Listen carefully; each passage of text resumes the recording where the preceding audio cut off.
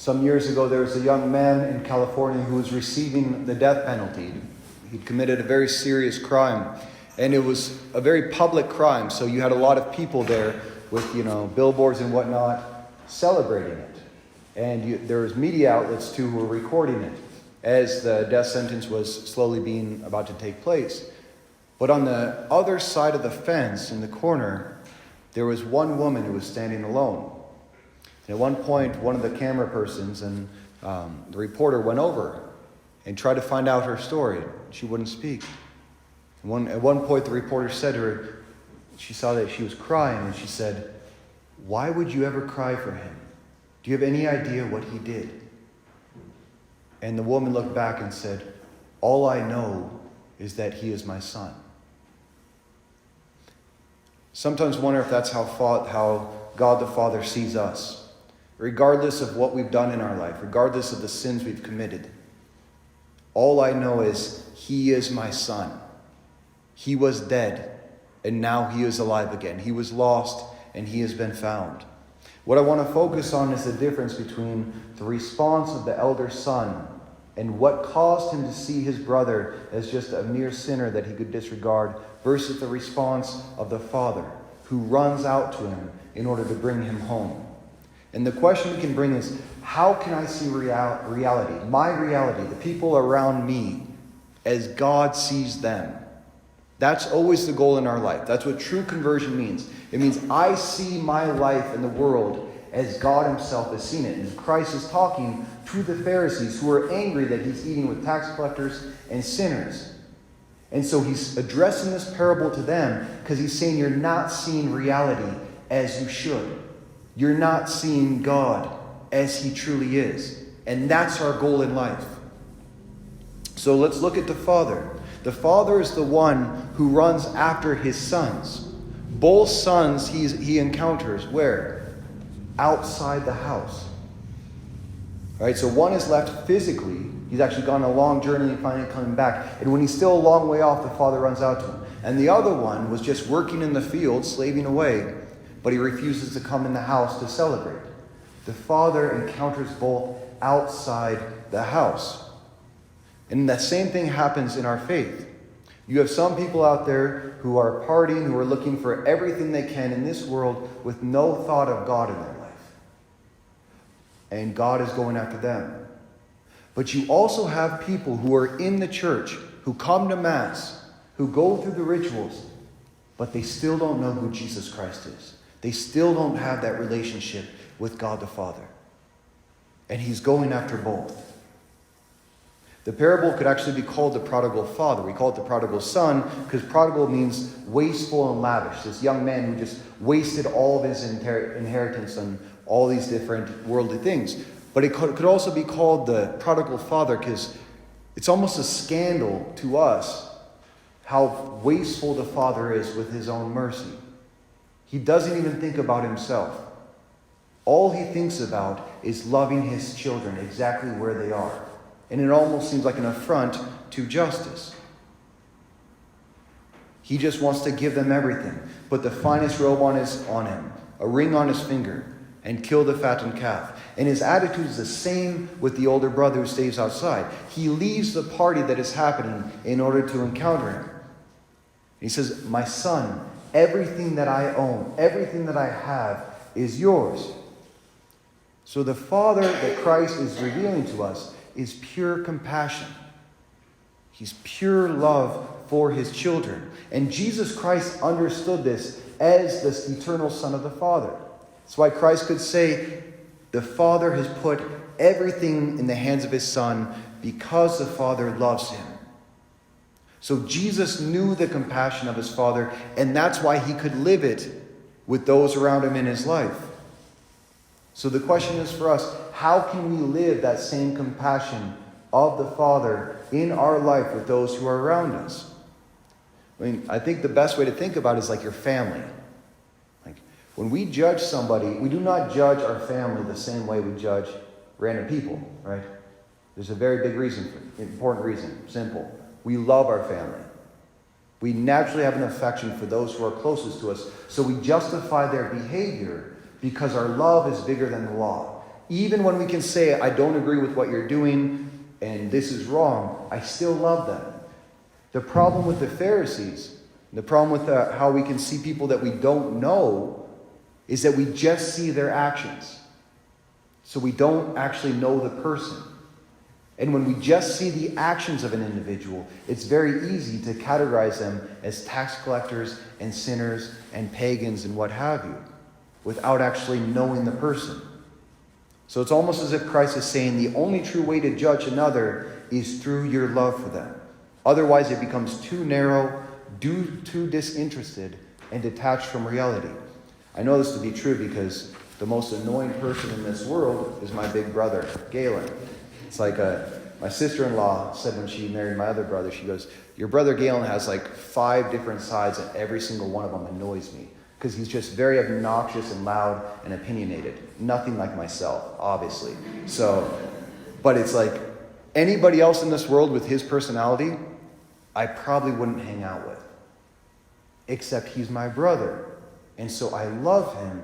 And that bond, no matter how crazy he is, or opinionated, or how much I disagree with him, nothing's going to sever that bond.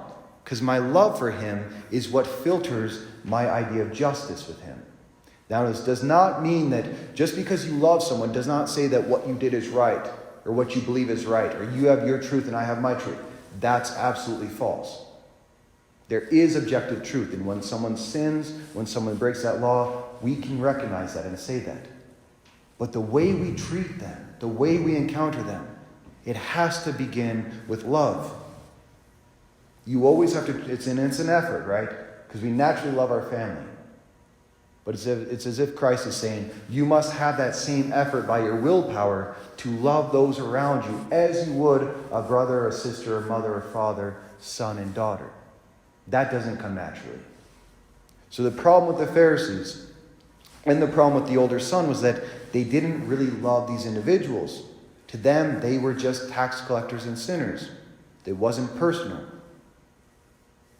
And it's interesting because even the older brother, when he describes his brother to his father, he doesn't say, when my brother came home. He says, but when your son, who spent your wealth on prostitutes, comes home. He won't even acknowledge him as his brother. Nor did the Pharisees acknowledge the tax collectors and sinners as the people of God. And what's fascinating about both is that Christ himself said to the Pharisees, your father is the devil. If you knew my father, you would know me. So number one, they didn't understand themselves as sons of God. But even the son who stayed home did not know that he was a son of the Father. When he describes his relationship with the Father, he says, look, all these years I served you, and not once did I disobey your orders. And he's just coming in from the field from doing work. So the way that even the son who stayed home conceptualizes his relationship with God is one as a slave. And when the prodigal son came home, that's his idea too. At least I can have a better life if I'm living as a slave for my father than I would out here. And so the father has to redirect both of them into sonship. My son, everything that I have is yours. Do you not understand that? And maybe one thing that shows us is that if I myself do not know who I am as a son and daughter of God, really personally in that relationship, I won't be able to judge others the same way.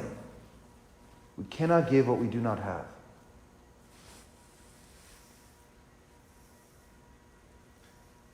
Embarrassing story. But it's about me, so I can tell it. Just not in public. It's a small crowd today, so I'm okay with this. Except I put it on my homilies on YouTube, so there's always that. I was at a pro-life convention one time, and they were, it was a beautiful banquet and whatnot, but at one point they all had a testimony about this one woman who had like 4 or 5 abortions, and then they were able to meet her, and she was about to go in, I think she was going in for her 5th abortion at this time, and she met these pro-life activists, and they actually convinced her to keep the baby. And then along with that, they showed all these pictures of her, and they like got her a new apartment so she could get out of the relationship with her boyfriend, gave her all this food and like enough diapers for like a year, and just everything that she would need for like the first like 3 years of her life. And at one point, I leaned over to the friend I was with and I said, doesn't that seem like a little too much? Like, doesn't it seem like she was giving a little too much after 4 abortions for one baby? And the guy just turned over to me and he said, the prodigal son. And that hit me so hard because I realized if that woman had been my daughter or had been my sister, 3 years wouldn't have been enough. It's like I would have done everything I could to get her settled and bring her into this new life. But because I only saw a random woman, I did not have that compassion and empathy and love of the Father for her. And that's what I'm saying, where unless you see one another, all of us, as brother and sister, we cannot truly judge objectively. And true objective judgment is not just what I see. It has to be filtered from love. Because that's how the Father sees every single one of us. And that is why the prodigal son story is really incomplete, because there's a third brother. Jesus Christ himself is the third brother of that parable. The Son of the Father who actually left his home in heaven to descend into our exile where we were lost in our sin in order to bring us home. And he's saying to us, that's exactly what our life as Christians need to be. And what's really beautiful, but this comes from Luke's gospel, right? The last words of Jesus Christ to anybody in Luke's gospel on the cross, who is it to, you think? The good thief. Today you will be with me in paradise. As if the whole work of Jesus Christ was leading up to that moment to find that lost son who was repentant at the very last moment of his life and be the first one to be promised salvation. And that is a work that Jesus Christ continues to do in every single Mass as he descends in the form of bread and wine to transform it into his own body and blood. So then us who receive him into our being, little by little he will teach us to call our God Father and one another brother and sister. And that is the way that we can truly judge reality and one another as we are.